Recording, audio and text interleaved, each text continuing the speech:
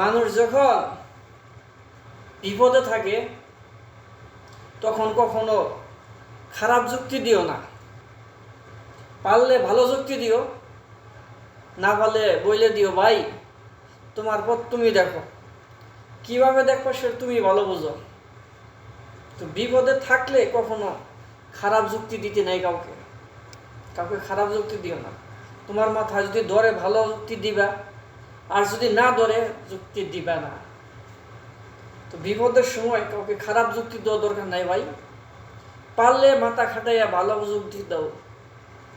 খারাপ যুক্তি দিয়ে মানুষের বিপদ দেখিয়ে আনো না, তাতে কি হবে, সারা জীবন তুমি দূষিতে থাকবে। হয়তো তোমার সামনে না বলবে, কিন্তু পিছনে ঠিকই বলবে, পিছনে ঠিকই বলবে যে অমুকে খারাপ যুক্তি দিচ্ছে।